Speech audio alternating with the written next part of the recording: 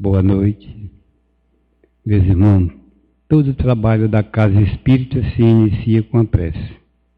E nesse instante, quem quiser fechar os olhos para que entre em sintonia com a espiritualidade, feche os olhos e vamos meditar Jesus, nosso irmão, nosso amigo. Agradecer a Jesus por esta oportunidade, lembrar do Evangelho do Cristo, que nós devemos orar pelos nossos irmãos necessitados, orar por aqueles que se encontram nos leitos dos hospitais, nos presídios, nas casas de amparo, nos asilos e perambulando pelas ruas sem um teto para se agasalhar. Isto, quando a gente visita um doente, um velhinho no abrigo, nós, amanhã ou depois, vai ouvir do Mestre Jesus, como está em seu Evangelho, que nós fizemos alguma coisa de caridade. E assim, meus irmãos, agradecer a Deus pelo nosso palestrante da noite de hoje, para que sua mensagem nos ilumine e faça com que a gente aprenda mais um pouco do sofrimento e como resolver os nossos sofrimentos. Muita paz para todos. Agora sim, vamos aproveitar ao máximo a temática da noite de hoje. Por que sofremos? É o nosso irmão Durval Lima, psicólogo lá em Caruaru e participante da Fraternidade Espírita Bezerra de Menezes. Boa noite, meus irmãos. Que a paz de Jesus, o Mestre Supremo, esteja em nossos corações.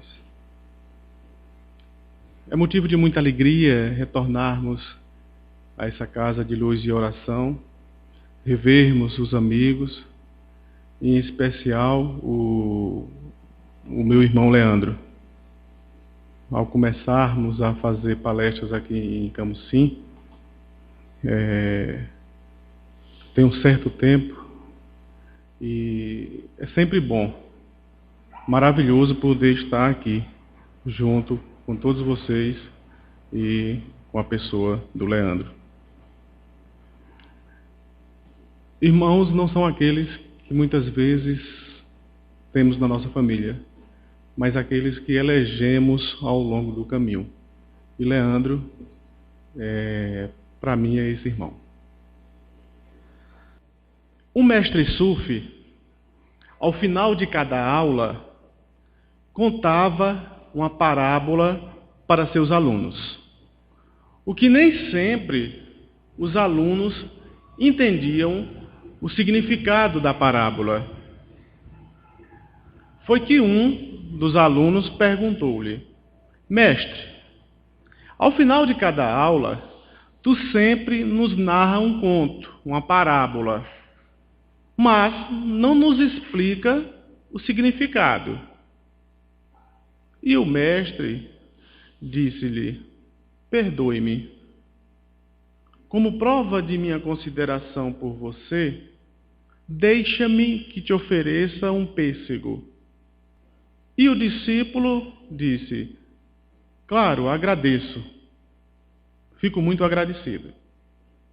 O guru, mais uma vez, diz assim: já que eu estou com a faca na mão, permite-me que eu descasque o pêssego para ti. Não quero dar nenhum trabalho. O mestre disse: não é trabalho, é uma gentileza que eu quero te fazer. Então aceito, mestre. E o mestre disse: mas já que eu vou descascar o pêssego, permite que eu já fatie, que assim fica mais fácil para você comê-lo? Ah, mestre, gostaria muito, mas eu não queria te dar trabalho, eu não quero incomodar. E o mestre disse: faço questão, é uma gentileza minha. E aí o mestre disse-lhe: queres também tu me permites que eu possa mastigar esse pêssego e te entregar, para ficar mais fácil comê-lo? Ele disse, não, mestre. Queixou-se o discípulo dizendo, não, mestre, de forma alguma, não precisa. E aí o mestre fez uma pausa, um silêncio, e disse-lhe, se eu vos contasse o significado de cada conto, de cada parábola, seria o mesmo de que eu te entregasse uma fruta já triturada para tu te alimentares. Moral da história. Cada um de nós vai ter que mastigar o nosso pêssego para encontrar um sentido existencial na nossa vida, fazendo uma reflexão, uma incursão para dentro de nós, para que possamos ver o sentido da nossa vida diante do sofrimento. Em todas as épocas da humanidade, o homem se deparou com o sofrimento, com a frustração, com a dor e com a tristeza. Logo, todas as religiões também se empenharam na busca de uma resposta para o sofrimento humano, para a dor, para a tristeza, para a frustração. Não só as religiões, mas também a ciência, a sociologia, a psicologia, buscaram um significado para uma resposta para a dor e o sofrimento humano.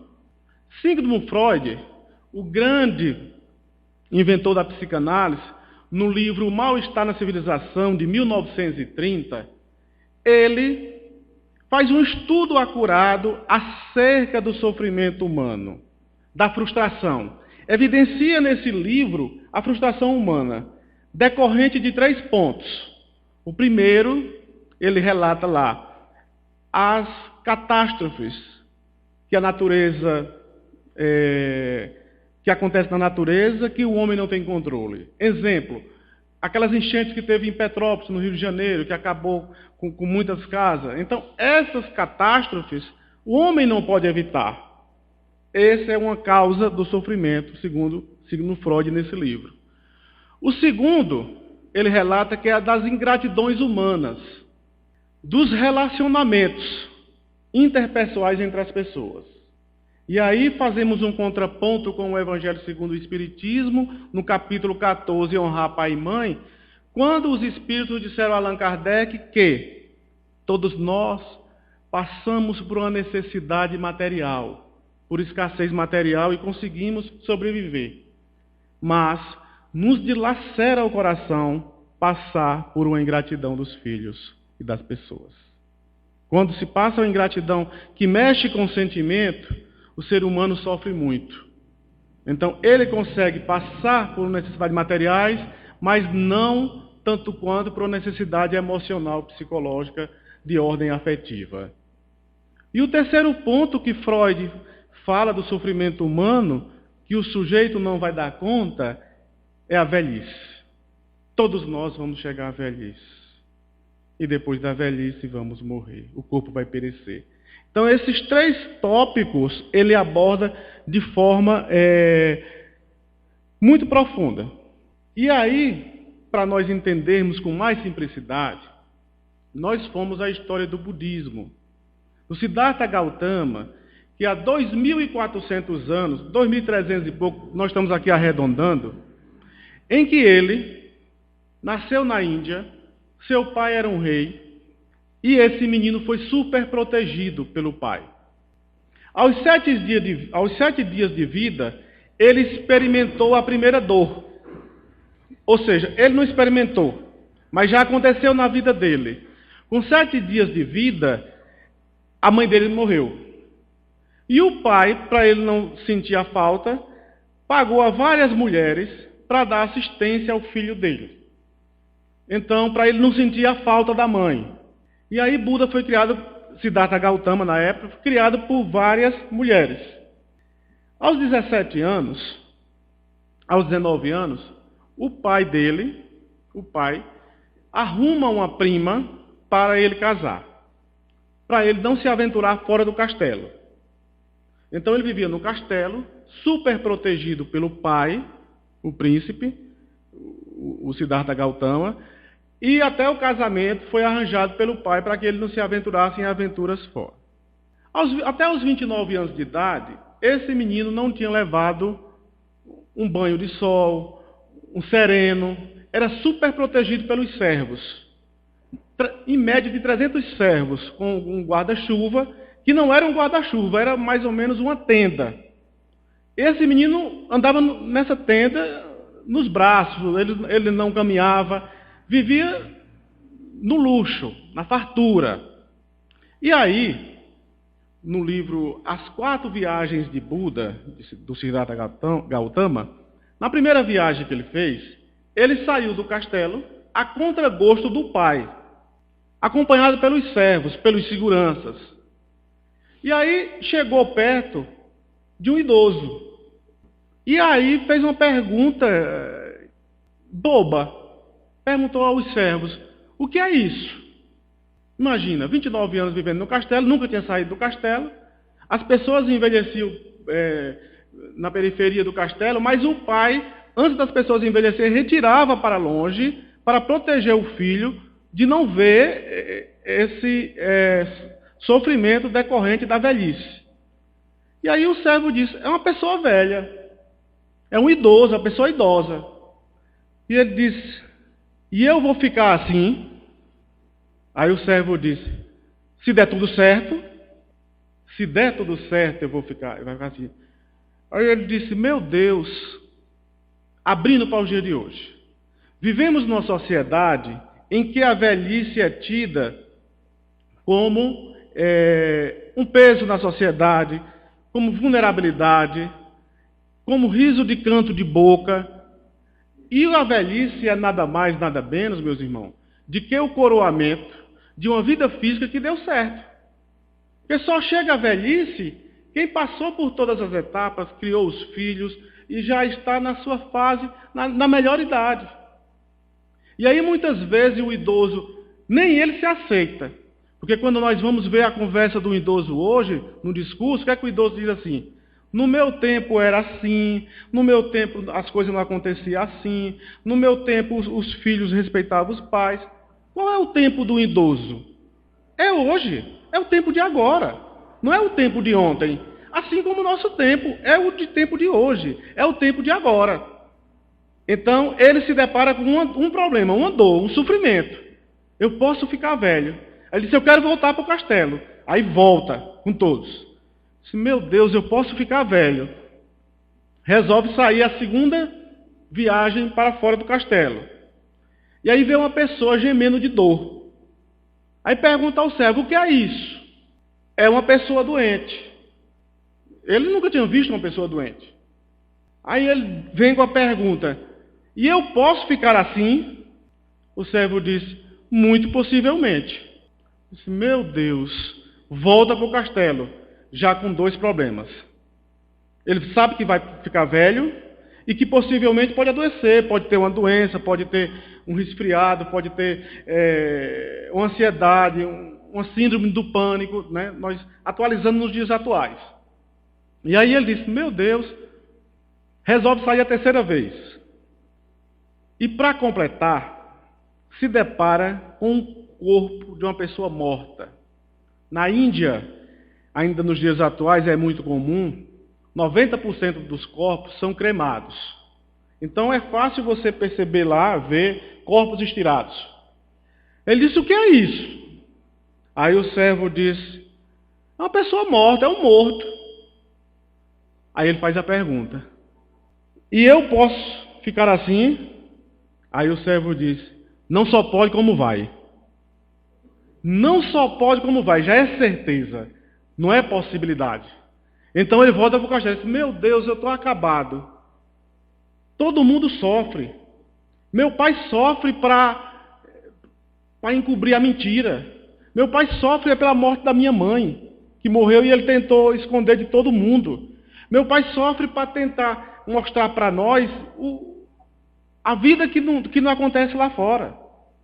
Nós podemos muitas vezes esconder, mascarar o sofrimento, mas não podemos esconder a tanto, assim como uma peça de teatro que nós estamos encenando, representando, mas chega uma hora que se acaba nós temos que voltar para casa, voltar para a realidade.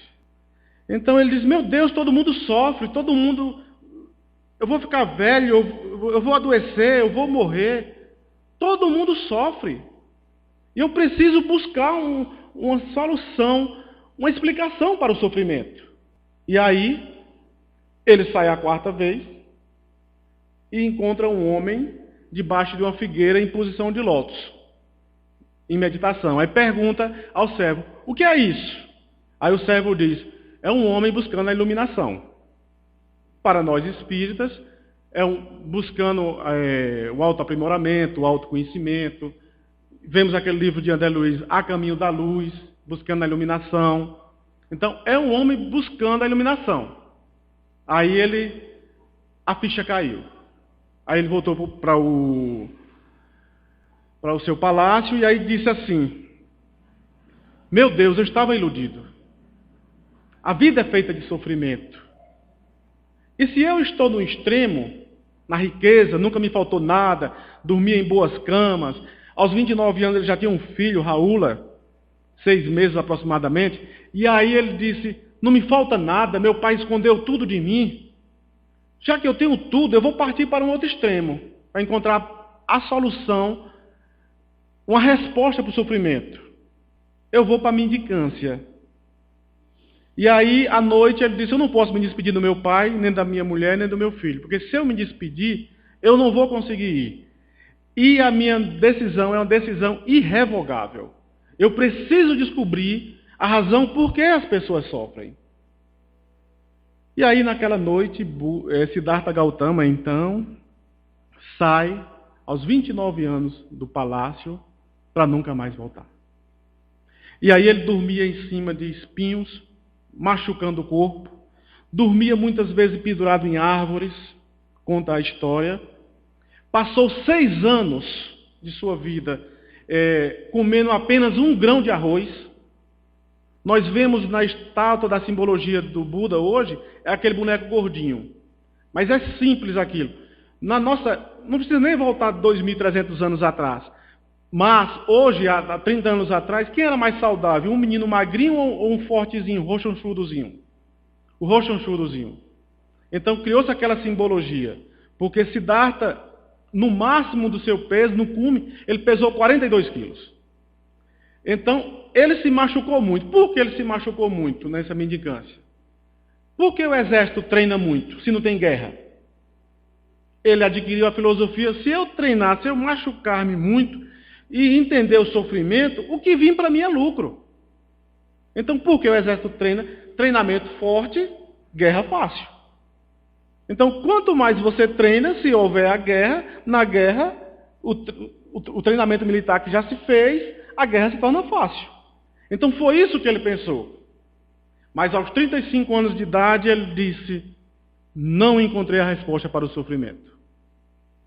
Passei pelos 2 extremos e não encontrei a resposta para o sofrimento. E aí ele lembrou da figueira, do homem que estava buscando a iluminação. Aí ele disse, se eu tinha tudo e não encontrei o sofrimento e não encontrei a resposta, vim para o outro extremo da pobreza, da mendicância, do sacrifício e não encontrei, eu vou para o caminho do meio. Aí ele foi para a meditação embaixo dessa figueira, e lá encontrou a iluminação. Hoje essa figueira, na Índia, recebe uma bagatela de 30 milhões de visitantes para ver o lugar que Buda alcançou a iluminação.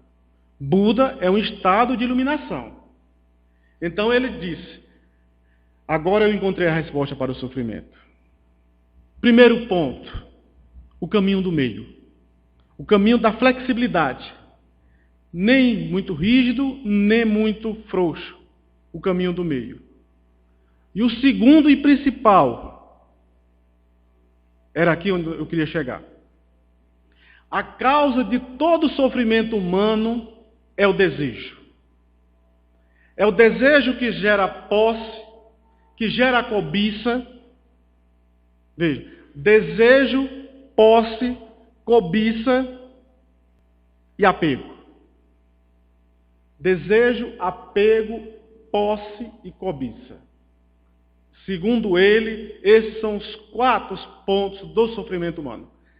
Do namoro que não deu certo a um câncer. Para qualquer ordem, se você investigar a causa do seu sofrimento, vai ter isso: desejo, cobiça, posse e apego. Nós falamos muito, quando nós falamos de apego, meus irmãos, de apegos materiais. Mas o apego não só está nessa esfera material. Nós temos o apego afetivo, sentimental, de achar que as pessoas são objetos nossos. Nós temos o apego material e nós temos o apego cultural.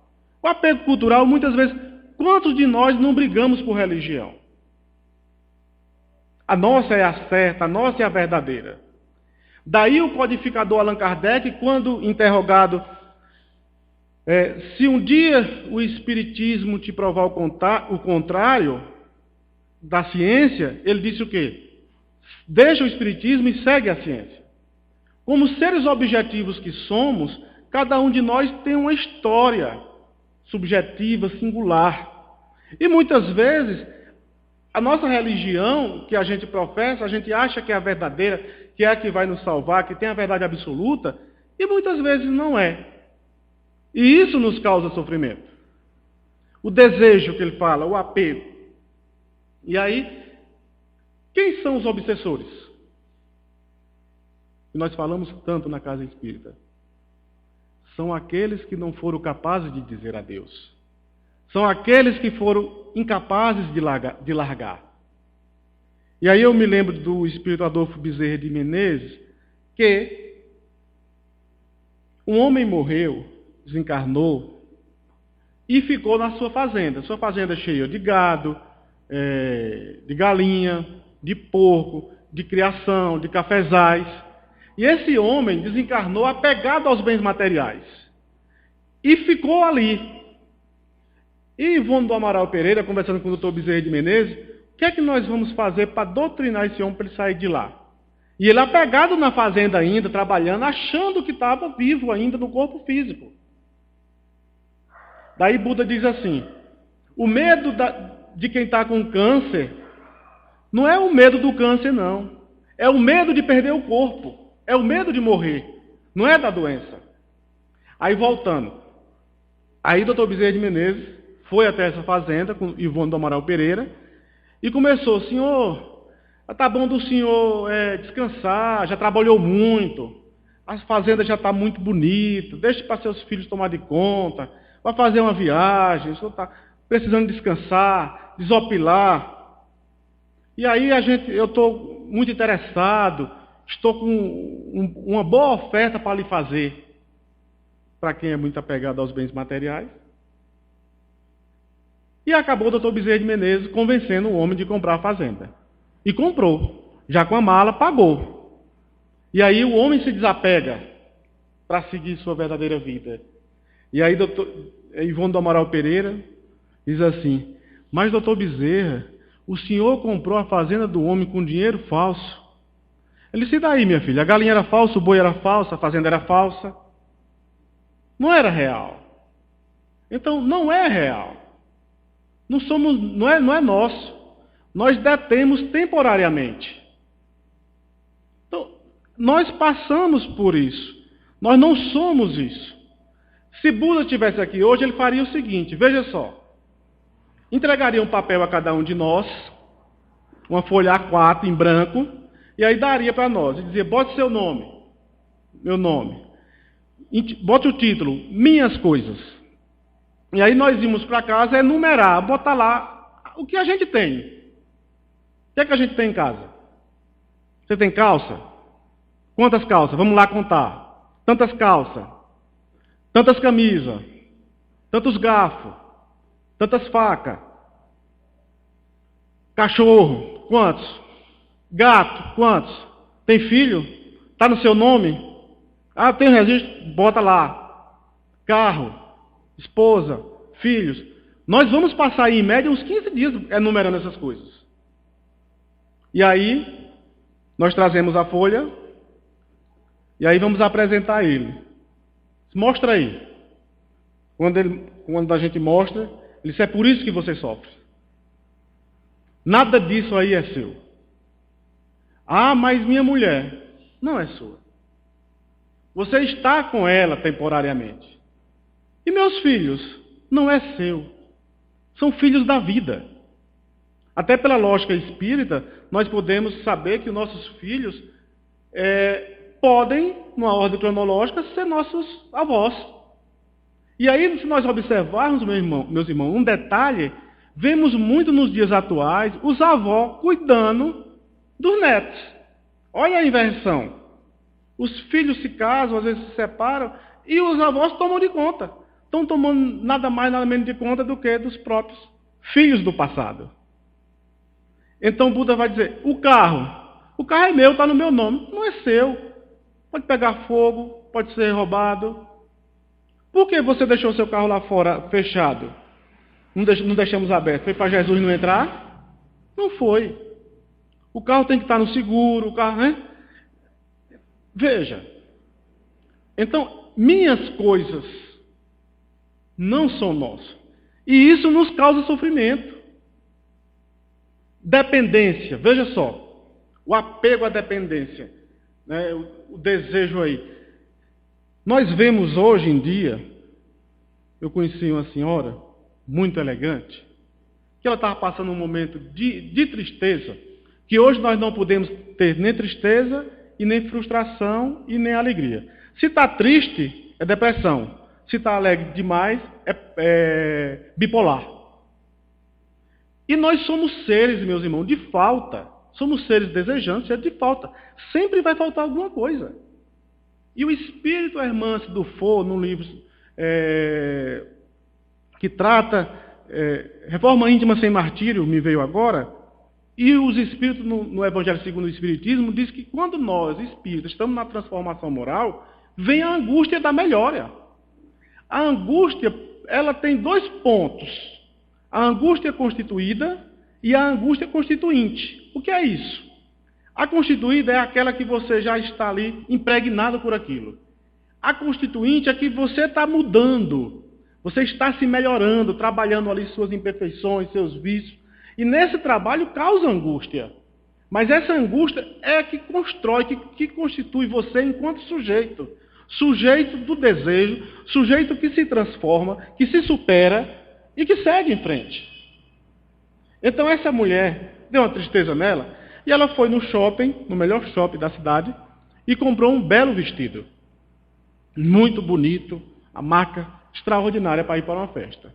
No dia marcado da festa, uns 20 dias depois, 30 dias, o vestido não coube nela. Aí veja a frustração. Comprou o vestido para ser feliz, não conseguiu ser feliz, que o corpo não entrava. Aí ela foi para a academia. Quer dizer, nós estamos sempre buscando algo para ser feliz. E não nos implicamos de que são etapas na nossa vida que precisam ser vividas. Então, resvalamos através do apego também para a ansiedade. E aí, Frei Beto, um ex-sacerdote católico, incrível ele, escreveu para uma coluna do Jornal de São Paulo o seguinte, intitulado O Passeio Socrático. Todos nós sabemos da história de Sócrates na Grécia Antiga. Sócrates era um homem desprendido das coisas materiais. Pobre de maré. Mas por opção. Era um homem que andava descalço, que tinha só uma túnica, devia ter 2, uma para lavar e outra para andar. E era um homem considerado o mais sábio da Grécia Antiga.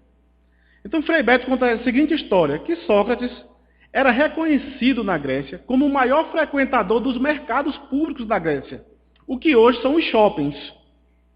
E aí Frei Beto, falando que Sócrates, ele visitava os armazéns e olhava as túnicas, cintos, sapatos, provava, voltava, olhava, achava bonito.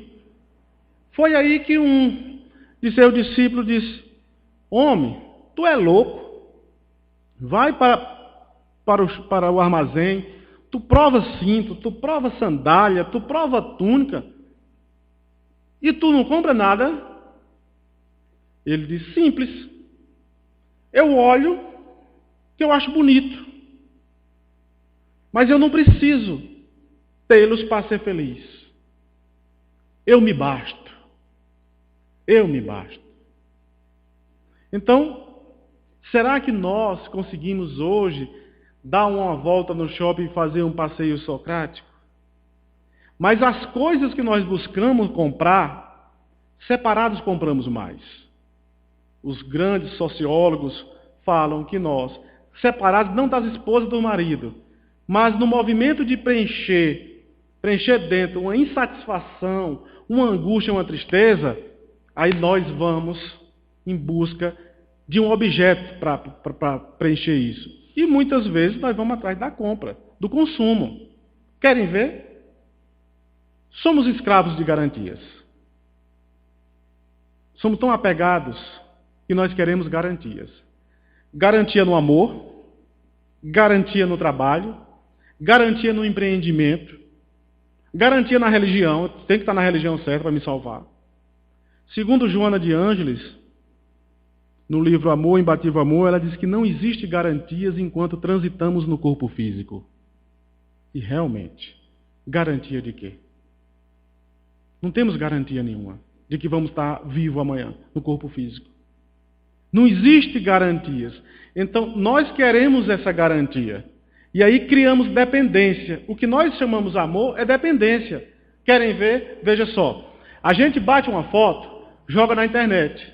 E aí a gente fica na ansiedade patológica de ir lá ver quantas curtidas teve e quantos comentários teve. E aí a gente bate o pé e é feliz com essa afirmação do outro. Como que esse outro não dá conta nem dele, vai dar conta de mim? E aí eu tenho um paciente, um adolescente, não, já 22 já passou, né? E aí ele disse assim a mim, ele viajou agora há pouco com o pai dele, só os dois. Veja só o que ele me disse. E aí passaram 4 dias. Ele disse, procurando um momento para conversar com meu pai e não teve jeito. Eu disse, mas como assim? Ele disse, rapaz, ele é envolvido demais na internet.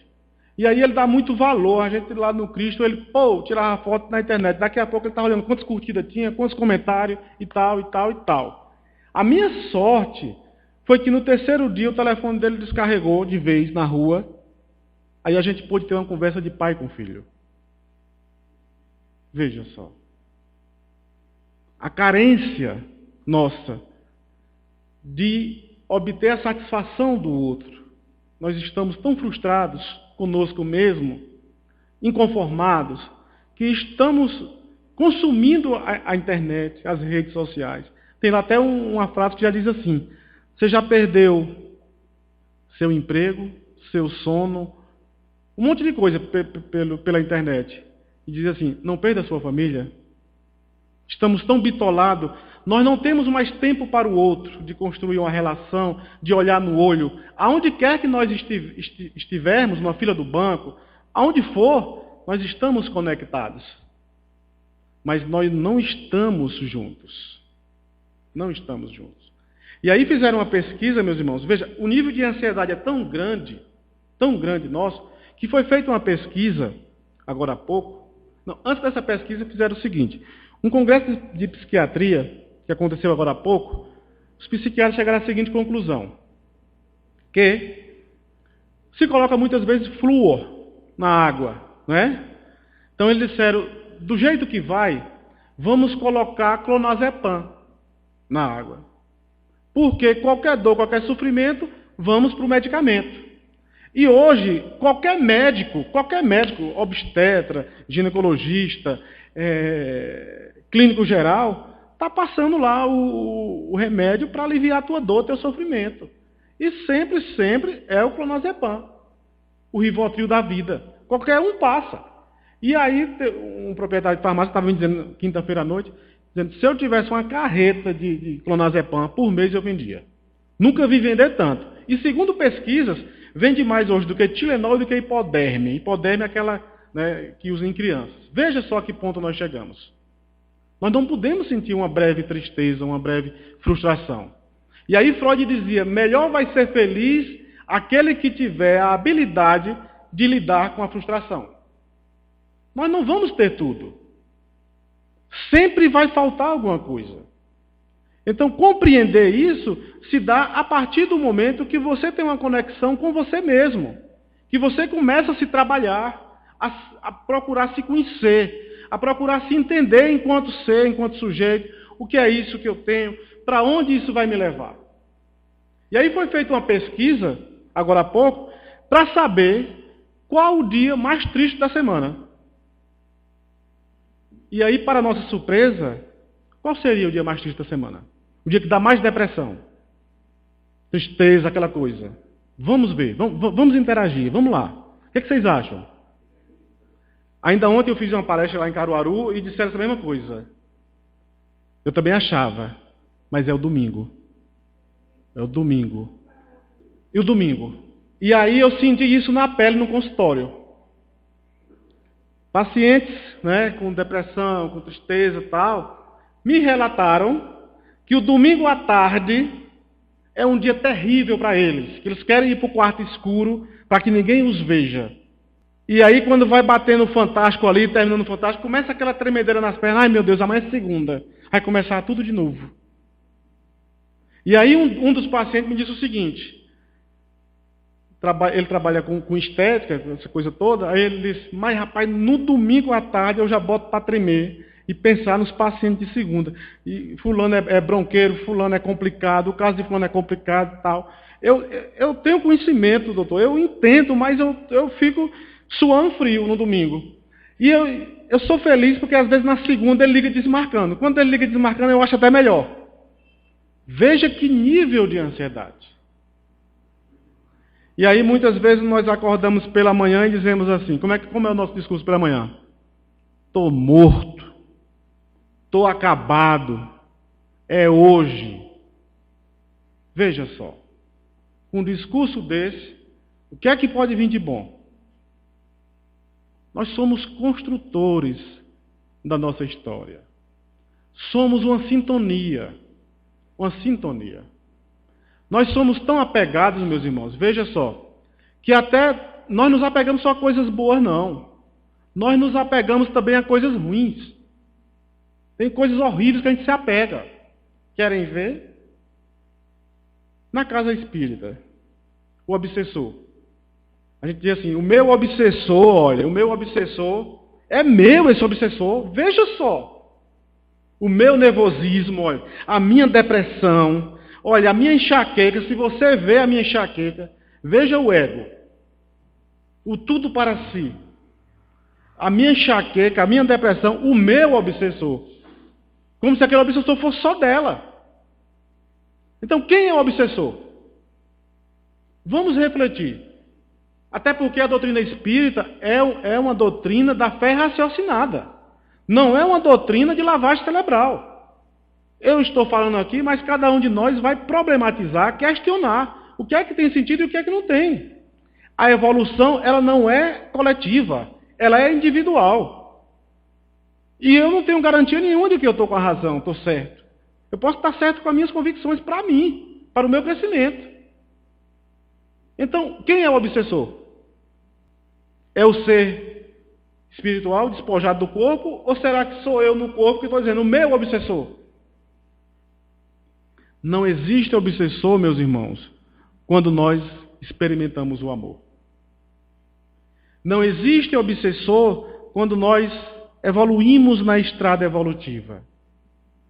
Não existe obsessor quando nós não alimentamos isso. Se tirar ele de nós, nós morremos. Ele está em nós. Mas por que ele está em nós? Porque eu alimento.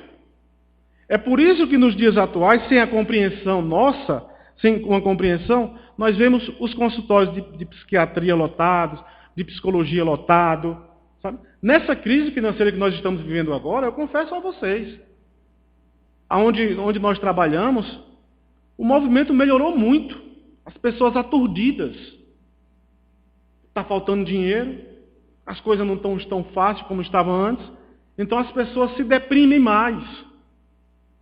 Não sabem viver a possibilidade de um ser. de um ser melhor, de um ser cristão, de ser um voluntário, de se movimentar com a vida, mas a preocupação exacerbada em ter. E aí nós criamos essas dependências até com nossos filhos. Veja só, há mais ou menos um tempo atrás, eu recebi uma ligação de uma mulher dizendo que queria marcar a consulta para o seu filho. E aí eu perguntei a idade do filho dela. Ela disse 21. Aí eu disse, faça o seguinte, peça para ele ligar, por gentileza, porque o tratamento começa no telefone, na ligação. E aí ela disse, tá bom, ele está dirigindo, quando ele parar, ele liga. Não ligou. Passou-se um tempão. Tempos depois, eu, palestrante espírita, tenho uma memória de elefante. Então eu tenho uma memória muito boa. Tem hora que dá um branco. Recebi a ligação, era um número passado. Aí foi o rapaz que falou. Dizendo, eu queria marcar uma consulta, que foi fulano de tal que indicou, e tal, e tal, e tal. Aí marcamos. Aí fizemos lá, primeira, segunda, tal. Veja só. Num determinado momento, ele precisou faltar uma sessão. Ele não ia poder ir. A sessão era amanhã. Então hoje, ele tinha viajado com o pai. Aí a mãe ligou para mim. Quem ligou para mim? A mãe. Mas também ela disse assim, eu sei, doutor, que não era para mim estar ligando.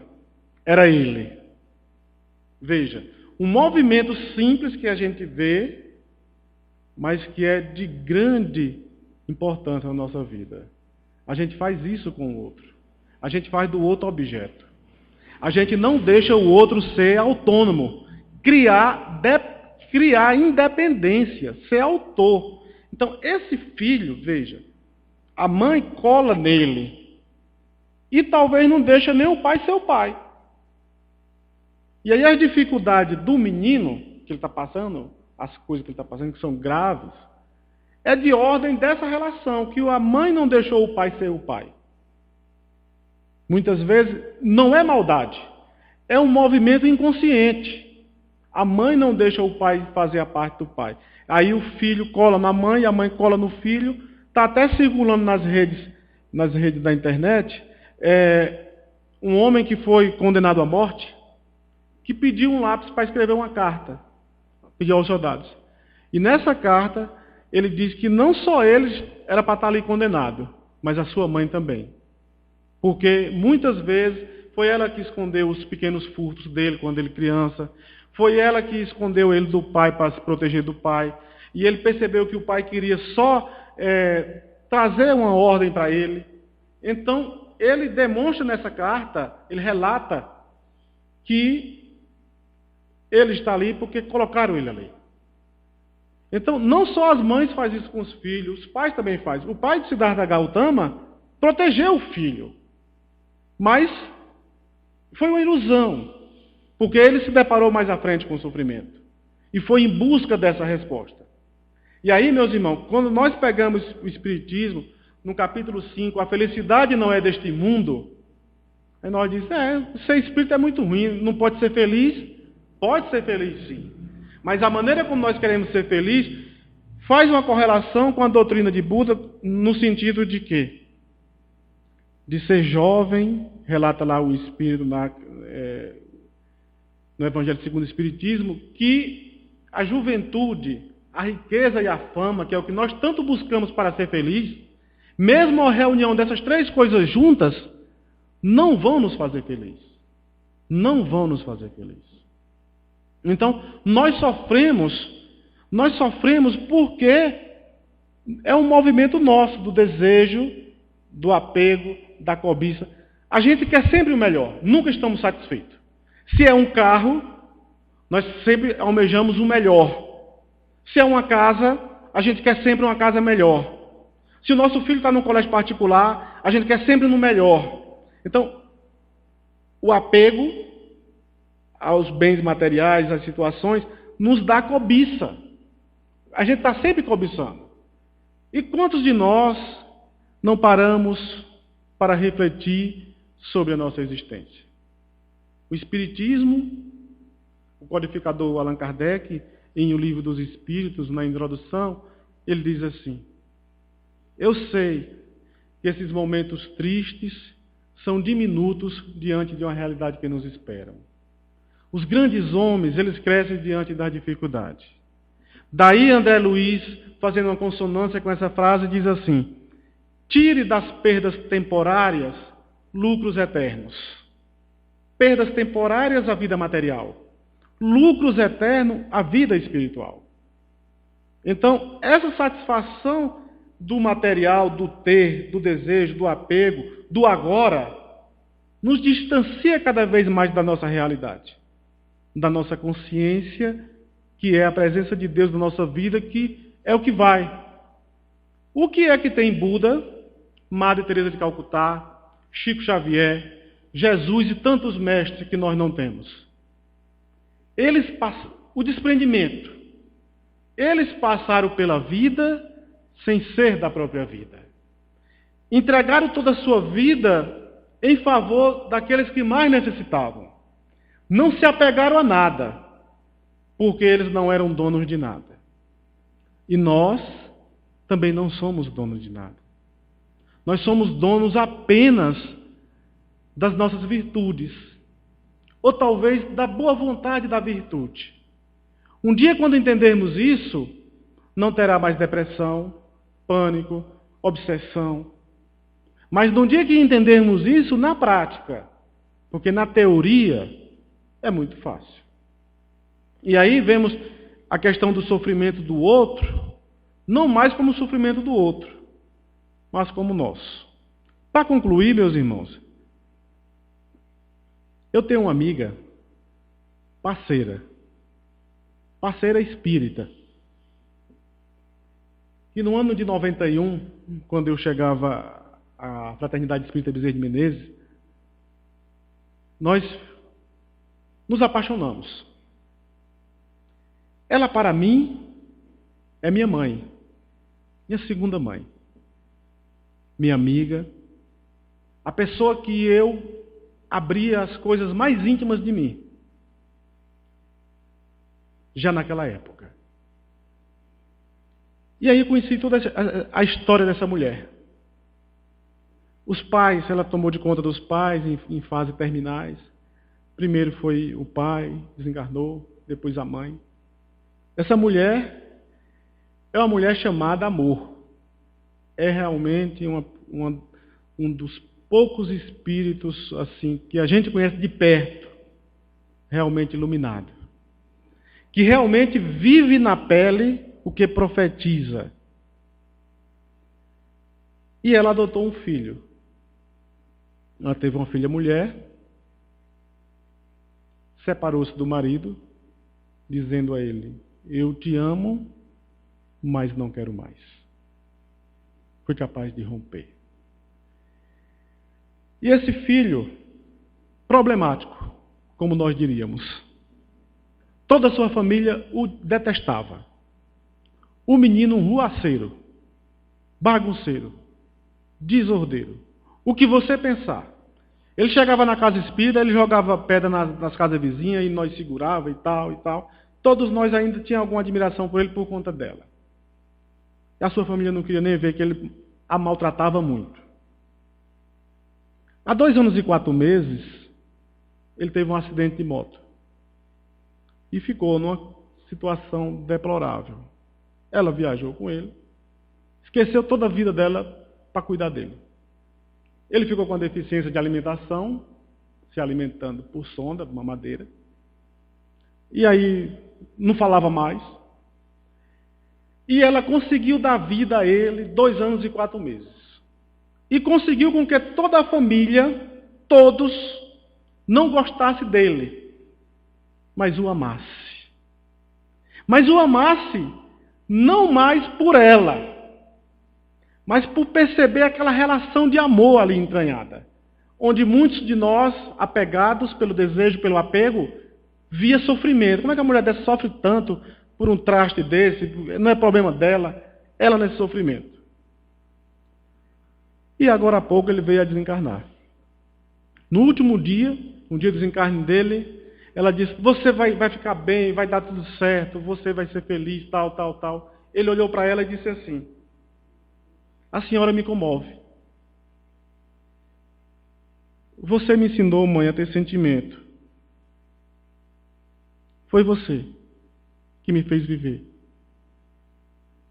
Ela me falou isso. E ela me falou mais. Aprendi muito, Durval, com ele, a ser resignada. Ele já tem muita evolução espiritual, muita compreensão. Era uma grande pedra. Eu não consegui lapidar. Mas até hoje, até onde pude, eu fiz. Eu agradeço muito a Deus tê-lo conhecido. A vida também, meu filho, devolve quando a gente tem sabedoria. Mas às vezes nos comportamos como crianças. A bater os pezinhos, a querer que a vida nos dê uma coisa que não é necessário para a nossa evolução. Os testes, as provas, as reconciliações, a tristeza, faz parte da evolução de cada um. Amar a Deus, meu filho, é isso aí. É agradecer a nossa vulnerabilidade. É deixar de ser vítima do destino para ser protagonista da nossa história. E eu disse a ele: eu estarei sempre aqui, sempre te amando. E um dia iremos nos encontrar. Agradeço muito a Deus e tenho a certeza de que um dia nos reencontraremos. É um amor de almas, não é um amor de corpo. Não é um sofrimento, é uma felicidade.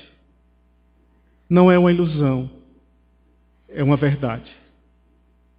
Que Jesus possa, nesse momento, meus irmãos, fazer com que possamos adentrar a felicidade. A felicidade como espíritos eternos que estamos aqui, mas que não possamos mais ser escravos, que nos ponhamos de pé como homens. Muita paz a todos. Amigo Jesus, agradecemos a Ti, porque temos a certeza que em Teu nome realizamos esperanças e consolações. Agradecemos à espiritualidade amiga da casa, aos amigos espirituais que tanto de bom grado nos inspiraram, de acordo com as nossas necessidades e merecimentos. Que possamos nós, nesse momento, nos transformarmos, sermos pessoas melhores, melhorarmos o mundo através de nós, melhorando a nós mesmos. Que possamos seguir em frente, que possamos nesse momento nos desalgemar da prisão que tanto nos encarcera do egoísmo, do orgulho e da tola vaidade. Que possamos exercitar em nós a caridade pura, pelas nossas ações, pelos nossos movimentos, pelos nossos pensamentos. De não mais vermos o nosso irmão como adversário, mas como um irmão que compartilha o pão enquanto estamos a caminho. Que a tua paz, que o teu amor esteja sempre conosco, hoje, amanhã e sempre, que assim seja.